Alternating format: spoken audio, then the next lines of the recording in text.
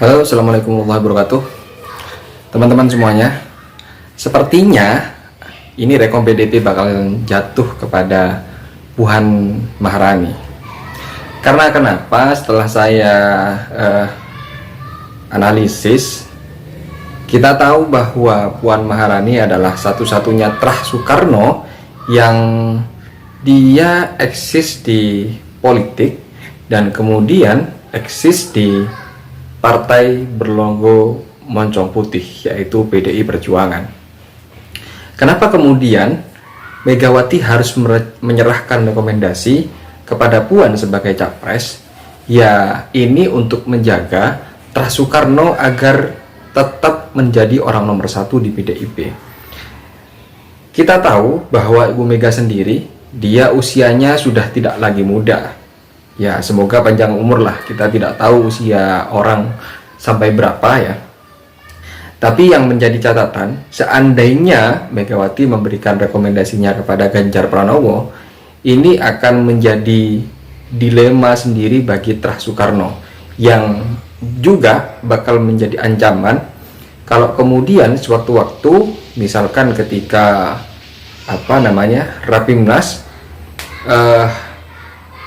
kecenderungan kekuatan Ganjar bakalan mendominasi. Seandainya Ganjar menjadi presidennya, kemudian Puan tidak jadi apa-apa, lalu kemudian Ibu Mega sudah mundurlah dari percaturan atau dunia perpolitikan. Ya, daripada memberikan partai politik kepada orang lain selain terah Soekarno, ini mungkin yang bisa jadi pertimbangan bagi Ibu Megawati, walaupun secara elektabilitas Puan Maharani ini sangat kecil. Semakin Puan Maharani dikampanyekan, justru elektabilitasnya semakin turun. Ini kan aneh. Itu yang sempat saya tanyakan kepada salah seorang teman, kebetulan dia bekerja di konsultan politik. Dia juga aneh, kenapa kemudian semakin dikampanyekan justru semakin turun elektabilitas dari Puan Maharani. Ya mungkin itu karena faktor ya perilaku Puan sendiri ya. Saya melihat bagaimana ketika Puan membagikan kaos yang dia menampilkan wajah cemberut. Wah, itu penghinaan luar biasa dari netizen. Saya lihat komentar-komentarnya dari netizen. Mungkin itu menjadi salah satu faktor kenapa elektabilitasnya tidak kunjung naik. Selain itu juga beberapa kali, 2 kali kalau tidak salah, viral ketika anggota DPR RI menyampaikan unek-uneknya, tapi mikrofonnya tiba-tiba dimatikan oleh Ibu Puan selaku sebagai ketua sidang sekaligus sebagai ketua DPR RI. Dan aksinya itu viral. Nah, mungkin salah satu aksi-aksi seperti ini yang kemudian tidak disukai oleh masyarakat, sehingga elektabilitasnya tidak kunjung naik. Lantas kemudian seandainya Ibu Megawati menyodorkan nama Puan Maharani sebagai capres, maka ada opsi sebagai wapresnya, yaitu Ganjar Pranowo. Tapi apakah Ganjar bisa menerima seandainya dia dipinang oleh partai lain untuk dicapreskan? Kita tahu masih ada KIB yang informasinya itu digerakkan oleh penguasa, yaitu Pak Jokowi.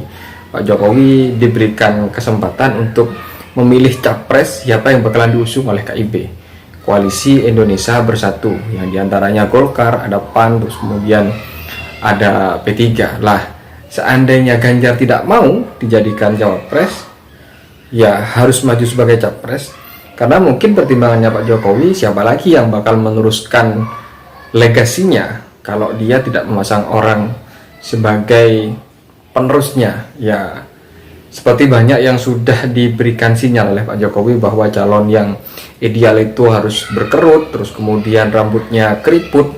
Sepertinya itu mengarah kepada Ganjar. Saya rasa Pak Jokowi itu juga tidak bakalan diam kalau kemudian Ganjar diposisikan sebagai wapres. Nah, ini perpolitikan bakalan semakin seru. Tapi kalau kemudian Ganjar menerima sebagai wapresnya Puan, atau mungkin dibalik, Ibu Megawati sudah menerima lapang dada, legowo, jadi menempatkan Puan Maharani sebagai wapresnya, Ganjar sebagai capresnya. Ya, kita tidak tahu lagi bagaimana taktik dari Ibu Megawati. Yang jelas, kalau melihat sinyal apa yang disampaikan oleh Bu Mega, dia selalu membicarakan soal perempuan. Perempuan harus bertempur, terus kemudian dia juga menyampaikan beberapa nama perempuan yang dia seorang pejuang. Ini menurut saya dan beberapa pengamat politik bahwa ini sebagai sinyal kalau Megawati bakal mengusung nama seorang perempuan, entah itu diposisikan sebagai capres atau itu diposisikan sebagai wapres. Syukur-syukur kalau kemudian misalkan Puan Ganjar diusung oleh PDIP, ya tentunya bakal calonnya tidak akan dua lagi, tapi ada kemungkinan ada 3 calon. Karena kenapa? Kita tahu Prabowo itu adalah sosok atau ketua umum yang hasil Rapimnas juga ditunjuk sebagai capres oleh kader Gerindra. Tidak mungkin kalau kemudian Prabowo ini mundur berkoalisi atau menjadi pendukung tidak mencapreskan. Karena melihat usia Prabowo sudah tua, tapi dia sepertinya masih ngebet untuk menjadi orang nomor 1 di Indonesia, ya kemungkinan besar Prabowo bakalan tetap menggandeng Muhaimin Iskandar sebagai cawapresnya. Lah, ini bakalan ada 3 calon. Ini bakalan seru. Kita tinggal melihat bagaimana koalisi perubahan. Ya, itu adalah Anies Baswedan yang dicapreskan oleh Nasdem. Terus kemudian ada PKS dan Demokrat. Kita tinggal melihat bagaimana langkah KIB. Apakah KIB ini nanti bakalan mengikuti ritme Megawati dengan koalisi gemuk, atau